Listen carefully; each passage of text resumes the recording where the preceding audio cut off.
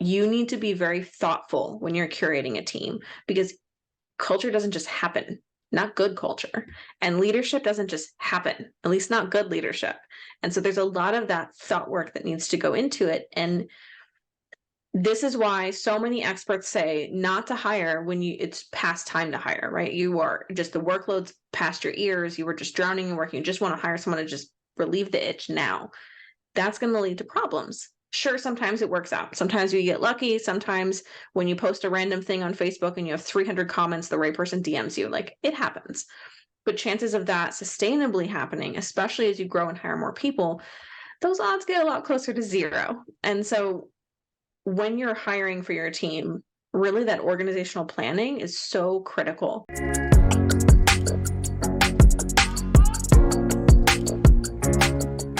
Hi, everybody. I'm Allison Ramsey, the host of the Empire Life podcast. And today I'm with special guest, Rachel Pereyra. I hope I said her name right. And she is a mastermind, business services, and operations consulting agency founder of her business. And I'll hand it over to her to intro herself a little bit more. Thank you, Allison. My last name's always a stumbling block. Even here in Texas, people who natively speak Spanish have a problem. So I'm Rachel Pereyra. I founded Mastermind Business Services in 2020. And what do I mean by operations is the processes that make your business run, the tech that automates it, and the team that makes your life better. So that's the areas that we support scaling businesses and nonprofits in. That's incredible. And I also forgot to say, I'm a mentor for female founders who are scaling their businesses, and operations come up a lot, where it's sometimes maybe the broccoli that we don't want to eat on our plate, or the peas that we try to give to the dog. It's going to help us to be more healthy in the longevity of our business. And I want to dive right in and ask you, related to your business and yourself, or personally, what kind of challenges have you overcome thus far in your business that you would like to share that have helped you become stronger and better in your business? Yeah, I love this question. I think when I first started my business, I fell into all of those newbie service provider traps of, my first gig, I was charging like $10 an hour, which is just as crazy to me to think about, because after taxes, and it was on Upwork, so they take like 30% of that. I'm like, what am I even doing here? I'm like, I can make more at Whataburger. That was a painful lesson. So I was still working full time when I first started. I started freelancing in January of 2020. And so I was still working full time at my corporate job. And so I was spending like evenings and weekends working for what amounted to, I think, $6.50 an hour after taxes and everything. Gosh. And then I realized, well, that's dumb. What's the point of that? Because I'm sacrificing all of my free time and not making any money. And perfectly frankly, the kind of clients who pay those rates are not exactly the easiest or most fun to work for, because they expect the sun and the moon and the stars for, $10 an hour. And as I started growing in this space, I started meeting different kinds of clients. And so I just tested out everything. So my background is in operations and people leadership from corporate. So I've done it in retail and in financial services industry. And I came into this space thinking I had, I was interested in things. So I tried out everything. I've been a social media marketer. I had no business doing that. I was learning. I was like, let me try it. A client was like, hey, can you help post to my Instagram? And I was like, sure, I have Canva. And so I fell into all of those traps, charging too little, working with the wrong kind of clients, and of offering every service under the sun to every person who had a pulse and a PayPal. And, that, if anyone listening is starting out or in that phase, like, get out as soon as possible. Try to skip that phase, because you don't have to go through that. For me, it was a very painful lesson, like financially and time commitment wise, and just mentally, that struggle of moving through putting value in the work I was doing, and then, naming what it is I really wanted to do and feeling confident that that could bring money into my family. And so it was a real journey. And thankfully, I had a coach at the time to help me through it. And I developed some close community friends who were like, why are you charging $15 an hour? That's ridiculous. And so, getting that push really helped me move through those initial challenges.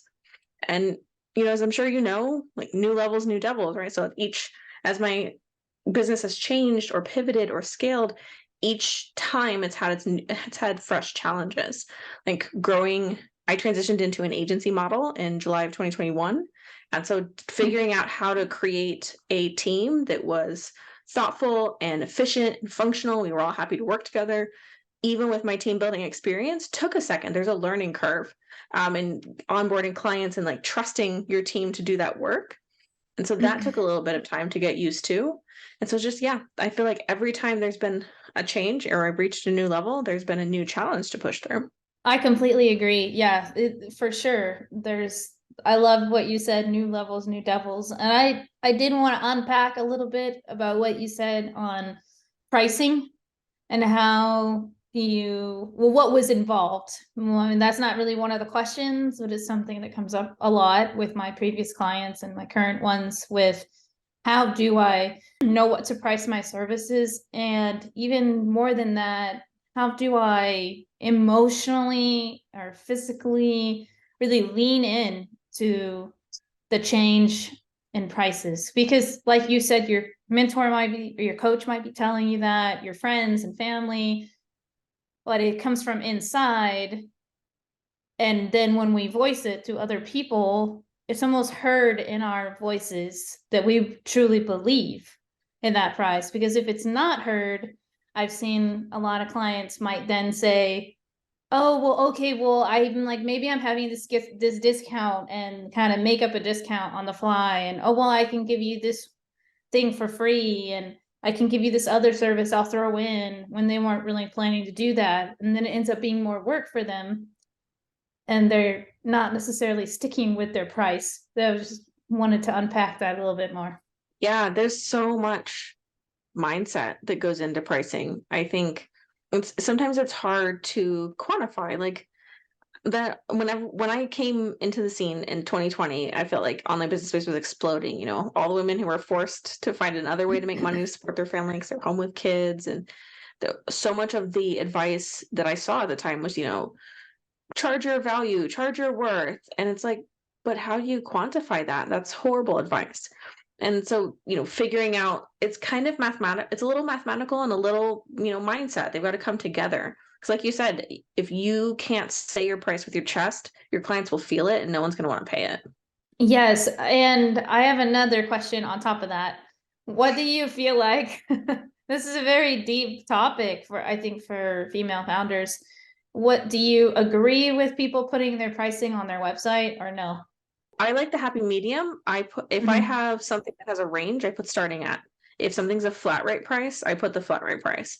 Because I will say, if I go to someone's website who I think I want to work with and I have to have a call with them to find out the price, I'm moving on. And, and I've heard that feedback quite often, because depending on someone's mindset or your ideal client's mindset, they're either going to assume you're too expensive or that there's going to be too many hurdles. And like some services, you just need to have a link to a Stripe or Stripe cart checkout and just keep it moving. And some services, maybe there's application, but I think a little more transparency would help a lot of people. And I think I like that middle ground of like starting at. So you don't have to put that could be like 2,000 to 10,000 because that's an overwhelming range, but you can put starting at 2,000 for this type of business owner or whatever. That's just my philosophy. Yeah, I think I've come to that philosophy too. I definitely went back and forth. I didn't have my prices on my website for probably 5 years. And then I changed it when we revamped the business colors and fonts and everything, which was about 2 years ago. And I put starting at because there's always some space for customizations.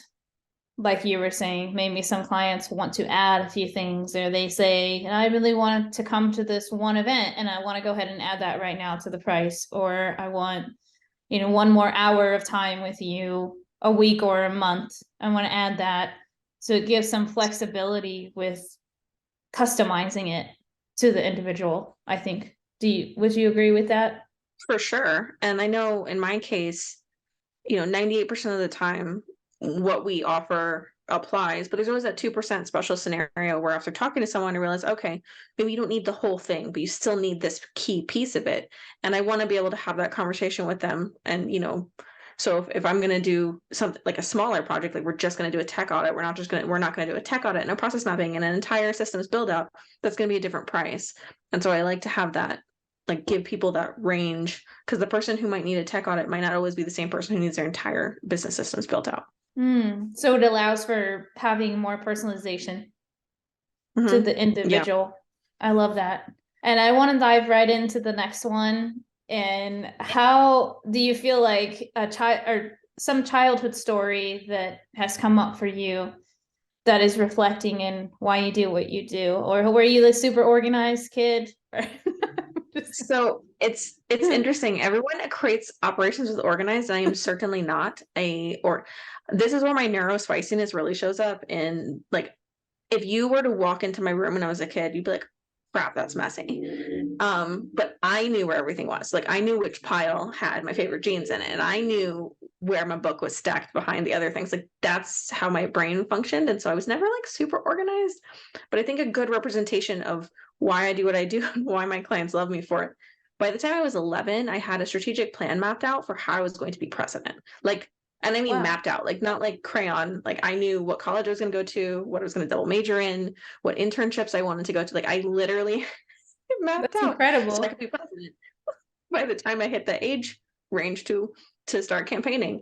And that was very much like, that was me. It was very motivated, very ambitious, and I always have been able to back up so I can see how each individual piece fits into the larger picture.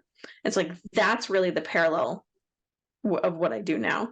But I wish I could say I was an organized person. That's why I have some incredible team members. Their houses are like beautiful, like their backgrounds. I'm like, wow, you can see all the shelves and things are organized. I'm like, look at that. That's not me. I wish it was, but it's not. And so, yeah. And it's funny too, is when I was in high school, they had us take a business aptitude or like an aptitude test for like what field we should go into our senior year. And mine said I should be in business finance or business management. Those were my top two. And I remember being like, that is so boring.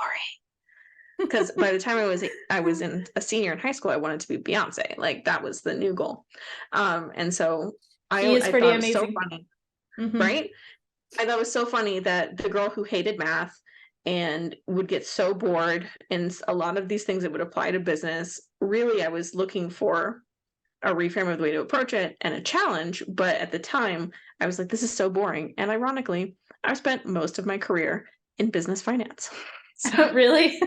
Is that what yeah. you majored into? No, so I actually wound up not being able to finish my college degree. I had my first daughter when I was 18 and my second at 20. And so that kept me from being able to finish college. I've been chipping away at it over the years. And then at this point, one day I'm going to go back just because it's something I need to accomplish.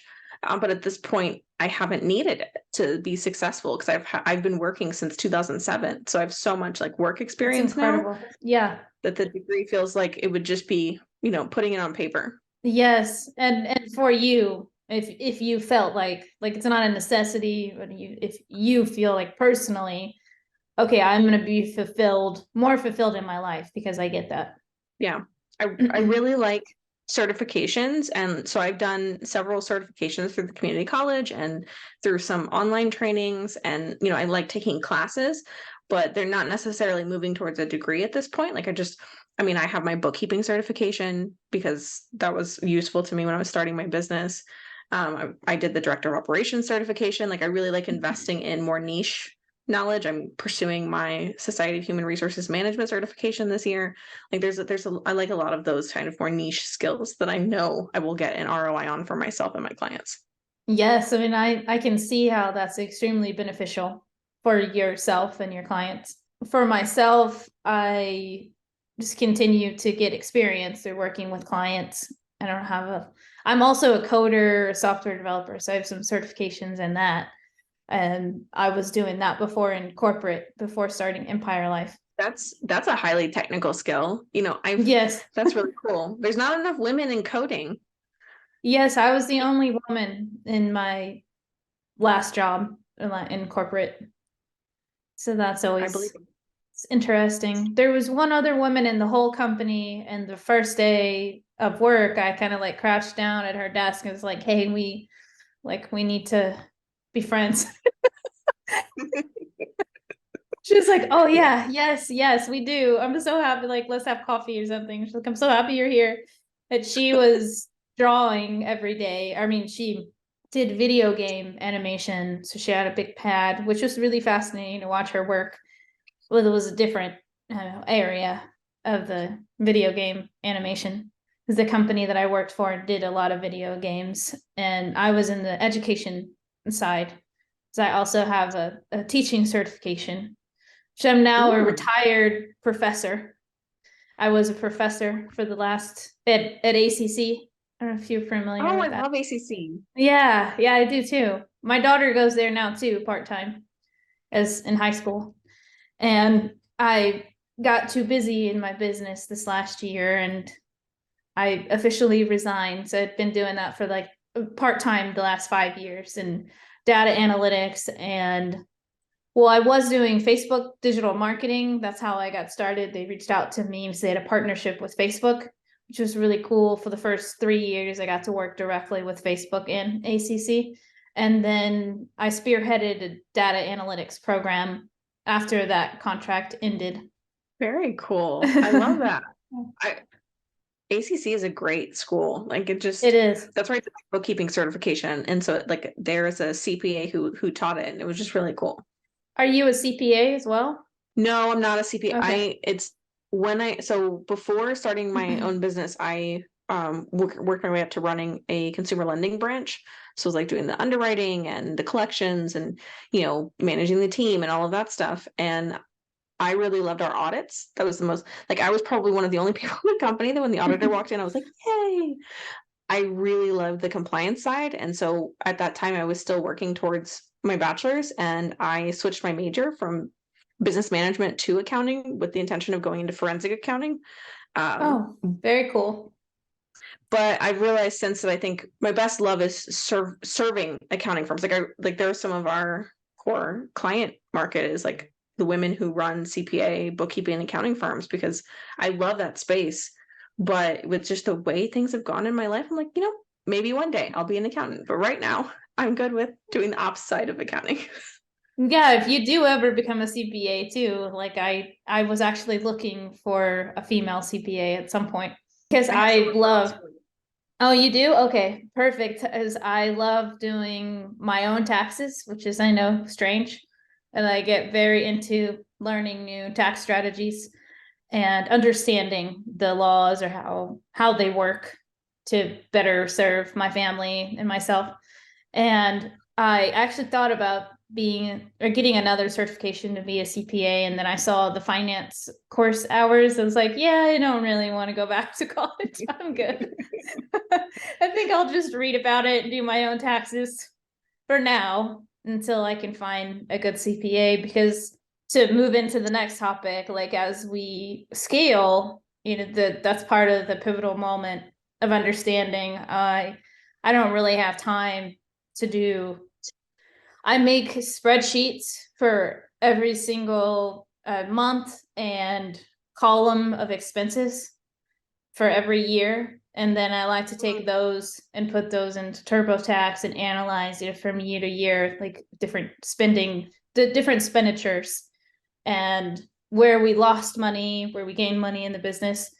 And I try to do that like every 3 months, but I'm noticing that I may have to outsource some of that because I'm starting to have less time to really analyze all of those areas and keep up with, well, maybe I could do this on taxes, or I could have this kind of expenditure that I didn't really think about, or maybe this is a business expense that I didn't realize was one, or there's all kinds of different kind of accounts that people can set up. Like I set up a high yield savings account a few months ago, and it's maybe like $50 to $100 that I get every month in interest. And I wish I would have known that sooner, because if money is just sitting in a regular savings account, we're not getting any money from that. That's regular kind of money. And those little tips are so helpful if somebody's already following all the trends. And that leads me into what are some of the pivotal moments that you realize, okay, I need more operations, or I'm scaling more and I have to have more professionals who know some of these things. in areas that I just I can't have my hand in everything. I can't keep up with the latest and greatest in all of these areas, right? Yeah. Yeah, it's a good question. I think there's a few like key moments that we see often with our clients.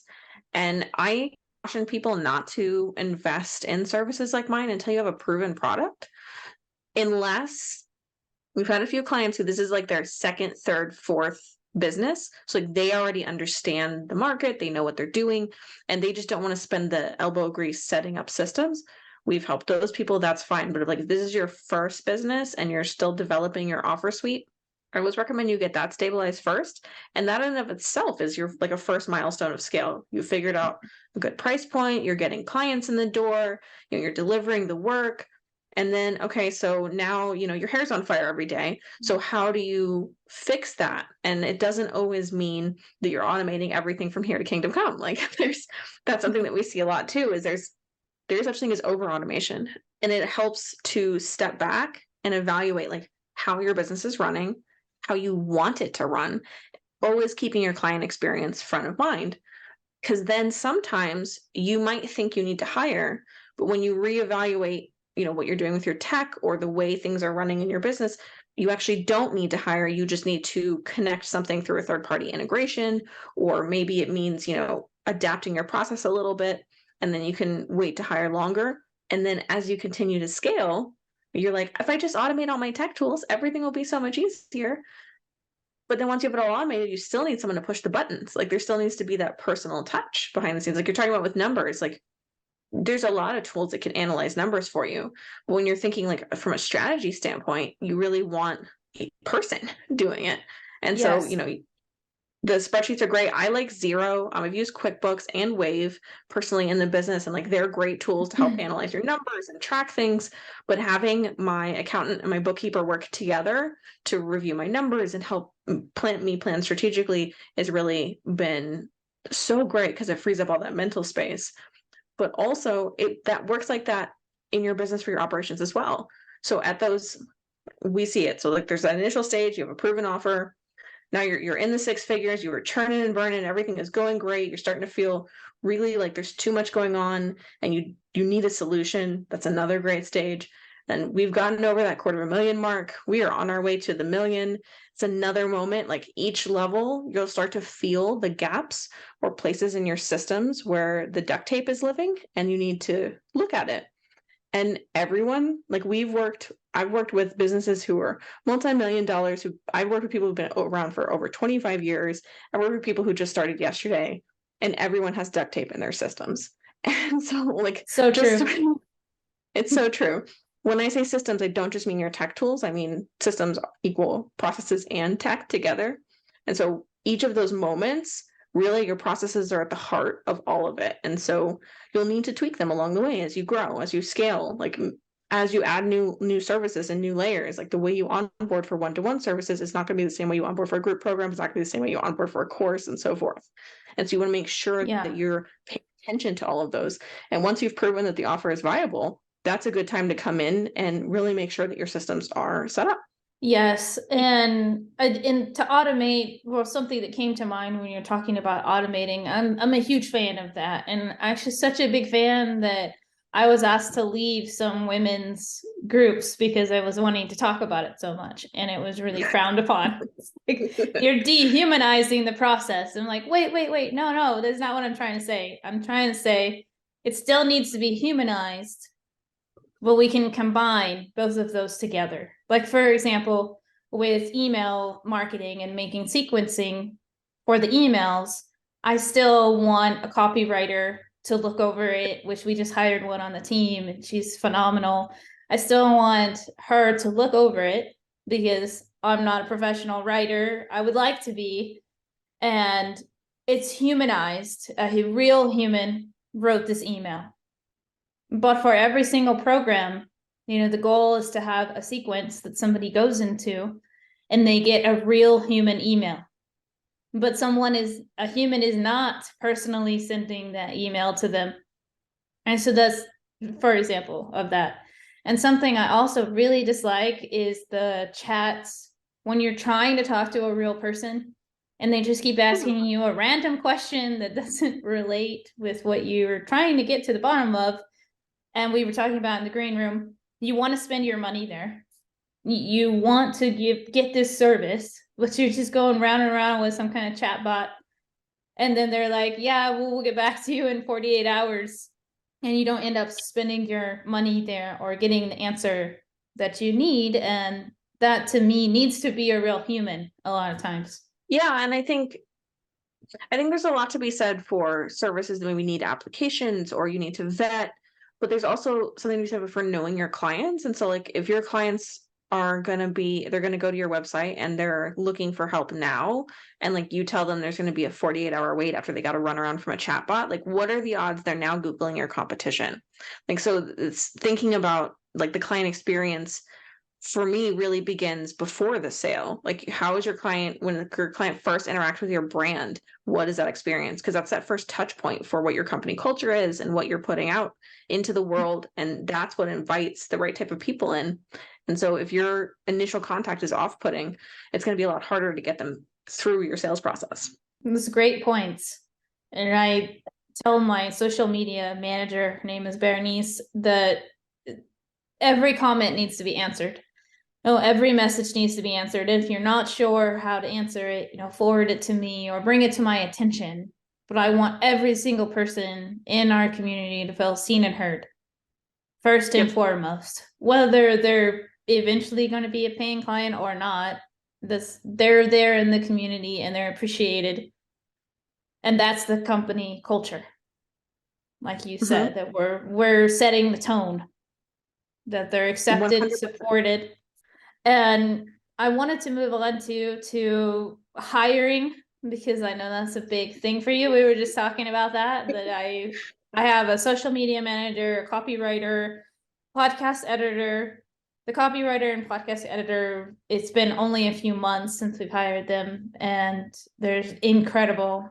I'm ecstatic and want to continue to give them raises and tips and anything that I can do to support them as well and refer them to people. I mean, maybe not too much because I want them to stay with me. No, I'm joking.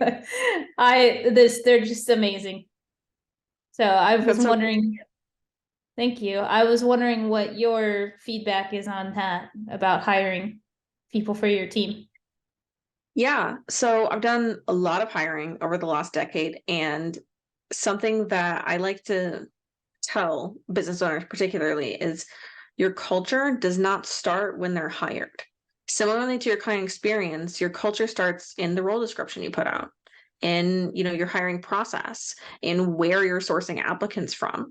And so you need to be very thoughtful when you're curating a team, because culture doesn't just happen. Not good culture. And leadership doesn't just happen, at least not good leadership. And so there's a lot of that thought work that needs to go into it. And this is why so many experts say not to hire when it's past time to hire, right? You are just, the workload's past your ears. You were just drowning in work. You just want to hire someone to just relieve the itch now. That's going to lead to problems. Sure, sometimes it works out. Sometimes you get lucky. Sometimes when you post a random thing on Facebook and you have 300 comments, the right person DMs you. Like, it happens. But chances of that sustainably happening, especially as you grow and hire more people, those odds get a lot closer to zero. And so when you're hiring for your team, really that organizational planning is so critical. What's your big picture vision for the team? Like, where do you see this company going? Are you scaling it to sell? Is this a legacy company? Are you going to stay with it until you die? Like, or is this a means to an end to fund another venture you have in mind? Like, there's no wrong answer, but you need to know the answer so that when you're building your team, you're finding the right people at the right time. And then again, like as we've talked about the different levels of scale, as you're evaluating where you're at in your business, you need to also be keeping in mind who's going to help you get to the next level.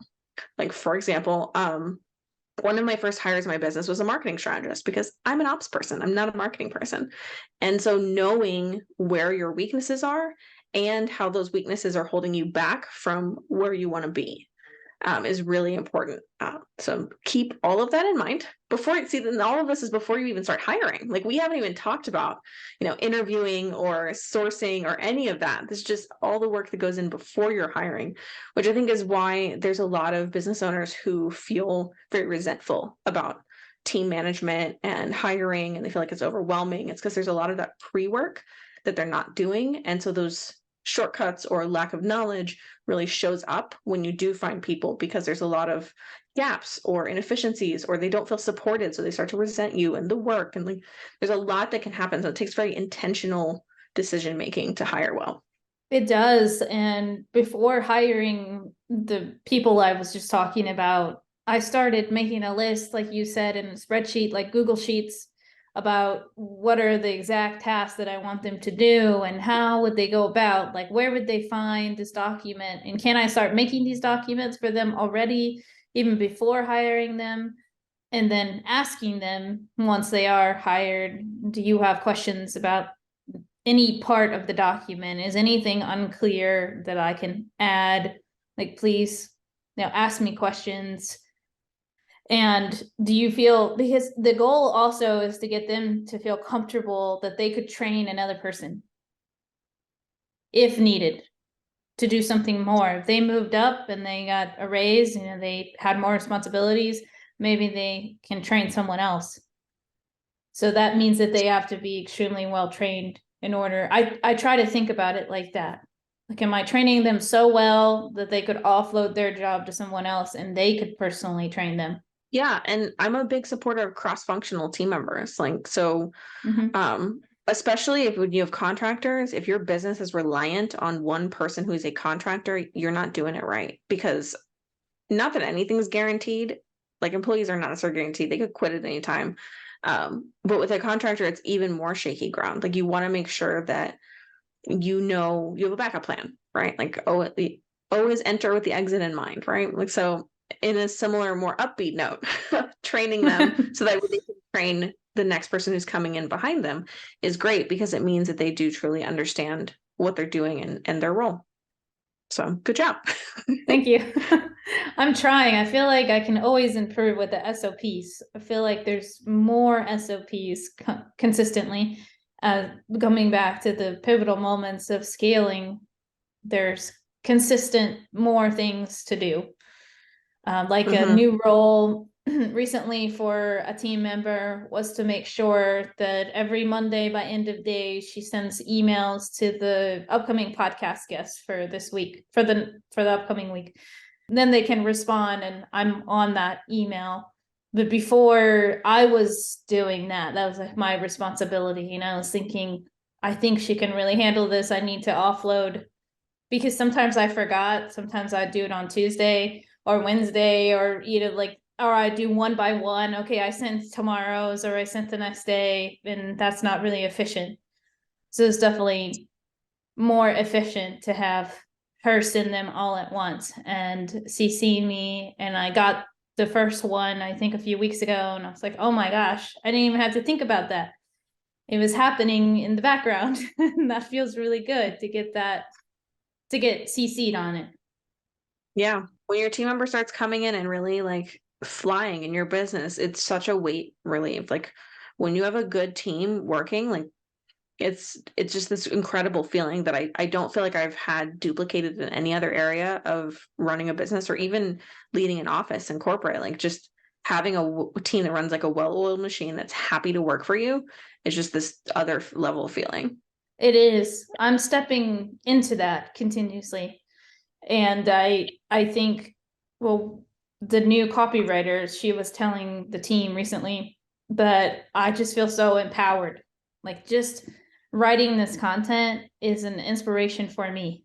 Like, I'm gifting her that experience. I was like, wow, I'm just blown away that that's truly how she feels, that I'm giving her the opportunity to be inspired in her life, which is equating to more success for herself. That's beautiful. Yeah, I felt like it was beautiful. I was like, oh my gosh. I brought a little bit of tears to my eyes. It's like, wow, I didn't like, it's not something that you think, well, you have to love me and you have to respect me, you have to want to to do all these things for the company, we can't necessarily expect that from that they're going to care as much as we do about our businesses. And I've been eternally grateful for some of the people that I've been able to find to bring on the team. Yeah, that's an incredible story. And I think it is very touching. Like when one of your team members feels that touched by your work or something that you've said or done, like it has that, like I keep a wins folder where I like keep screenshots of like messages from clients and stuff. And so I also keep messages from team members in there because it's that same endorphin rush, like that same happy feeling of like, I do know what I'm doing great, like I'm making a difference when you hear feedback like that from your team member. Yes, and thank you for reiterating that. Yeah, just because sometimes you wonder as a business owner, how big a difference am I really making? Because that's what we think about at the end of the day. How can I make more impact? How much impact am I making? Yep, exactly. So true. And I want to go on to the next question about what do you think are the top 3 tips in hiring business associates to kind of like bring all that together, what we just talked about? Yeah. So do your prep work, do your homework, know what you need, be clear on what success looks like for this new person you're looking for before you find them. Keep inclusive and diversity minded practices in mind when you're hiring. So make sure that your process has a lot of communication, that you're not just sourcing applicants from one place, that you're following any regulations, particularly here in the US. The IRS has got a lot of lines around contractor and employee. And then 3, onboarding doesn't end at 90 days. Like you want to make sure that onboarding leads into their greater experience with your team. So really think about what you want your team to feel like. Like for me, it's really important that when my team opens up the Slack channel, they don't feel anxiety seeing a little red message. I want them to feel happy to log in and to work collaboratively. And so there's been a lot of intentional work going into creating an environment that is collaborative and open and humorous, and we can be funny and talk about serious things at the same time. Like really be intentional with that piece. So number 1, intentionality. That's the overall theme here. But to reiterate, do your homework, make sure that you are clear and that you are being inclusive and welcoming diversity. And 3, culture starts at their first impression in your job description, but it doesn't end when they're hired. Keep it moving. So keep providing that environment that you want your team to be in. That's yes, all of the above. That's incredible. A lot of my teammates are from other countries, and I love the diversity and inclusivity because I also like knowing that when they make content that they're going to be inclusive because that is part of the company culture. But I don't really have to double check that or question because the tone is already there. It's already set from the beginning. Yeah. Of the people Yeah. that we bring on. So I wanted to dive into the one about, where was that question about the top 5 things that I would tell myself if I was starting over or if I knew now. Yeah, or the top 3 to 5 top concepts that you feel like you want to leave the audience with, that you feel like if you were starting a new business tomorrow. I was going to ask you too, is this your first business? Yes, I'm this is my first assuming. business. Oh, it is. Okay. Yeah, I won't let this Phoenix die. Like, no, every time we've pivoted, we've come up. And so I've always done something in the realm of operations, but what that looks like has changed quite a few times. And so technically, this is my first business, but we've pivoted several times. So, take that with a grain of salt. I would say if I were to talk to someone who's starting a business today, you gotta take that deep breath and be willing to fail, because it's scary, it's horrible, it feels gross, but failure is where the growth comes from, and failure is where the learning comes from. And once you've gotten through it a few times, it gets easier. It's never really fun. I mean, at least not for me. I've never really had fun failing, but it's really important to get good at failing, because being good or at failing, and I'll explain what I mean by that in a second, is integral as a founder. It's one of those traits you need to be able to have to keep your business going. I have had offers that fell flat. Like there is nothing like a launch to crickets that humbles you. That is so humbling as a person, like as a business owner. And so when I say get good at failing, I mean be willing to fail. Because really, that's a lot of what entrepreneurship is like. You have an idea, you think it's going to work, you think it's going to do something for this person, you got to do it. And maybe it doesn't. Maybe it doesn't work. Maybe it needs to be changed. Maybe that's not the right person for it. Or maybe you hate doing it. And so then you have to be willing to be fluid and change, which is point two. Being able to be flexible. Because something that I learned is I need to be focused on my end goal, not the journey it takes me to get there. When I get too focused on being rigid about how I'm achieving something, then it becomes a roadblock to actually achieving it sometimes. And so I would say, make sure that you have that willingness, right? That's if you don't have it, they make you have it, because there's going to be so much flexibility needed to grow your business and to grow as an entrepreneur. And three is always be willing to learn and talk to someone. The person who, is starting their business next to you today could be the next, $10 million company. The person who you've started for 3 months, and the person who wants to have a coffee chat with you because they started their business today, like that could be a client 2 years down the road. Like you never know. And not just talk to people for your benefit, but that community will help keep you in check and keep you motivated and offer you support. So, develop a community as soon as you can, because it's, especially if you're a solo founder and you don't have like a co-founder partnership, it can be very lonely at the top. So really develop that community. Those are my top 3 things that I would tell myself. I love all of. Amen. Yeah, I love all of those. I think they can be especially isolating because not a lot of people understand that. Like the willingness to fail, the willingness to be fluid and adaptable. I mean, I've had people tell me who are not founders, well, didn't you know? Like, didn't you do the market research? Like, it doesn't matter how much market research you do. It's like, yes, I did all those things, but that doesn't matter once you put it out there and you just never truly know. And the only true research is to see how it's received from your community, and then to gather that feedback or information and make it better the next time. Exactly. I mean, everybody thinks that's great until it's time to pull out your checkbook. That's, that's the best market research there is. It's worth someone willing to pay for this. But yeah, no, I totally agree. Like there's people don't understand, like, especially when you're, we're effectively startups, like, and so when you're in that phase of business, it's rapid growth. You're just trying to keep pushing. Like it's hard to find someone who understands that, who hasn't come from founding their own business. Yes. And then pivoting, like you said, like you do the thing, you put it out there, and then you might need to edit or pivot a little bit.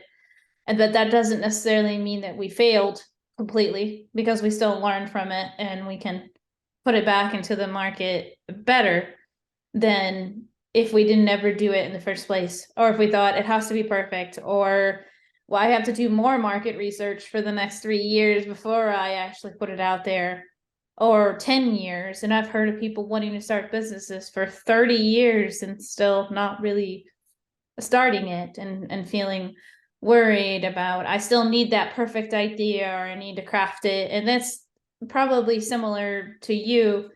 I have that in my personality where I'm okay to say, let's see how this goes, and steam train ahead, and nothing's going to stop me. And on the train, and then I have learned to then take feedback and look at where could I have improved on this, or how can I make it better for my clients and easier, the whole process more seamless and streamlined, which leads back to the operations. So how can people connect with you, Rachel, on social media, or in any way is the best way to get in touch with you? You can find me at website, mastermindbusinessservices.com. I'm on LinkedIn as Rachel Pereyra, which is Pereyra, and I'm on Instagram as @mastermindbusinessservices. Amazing. Thank you so much for being here with us today. Thank you for having me.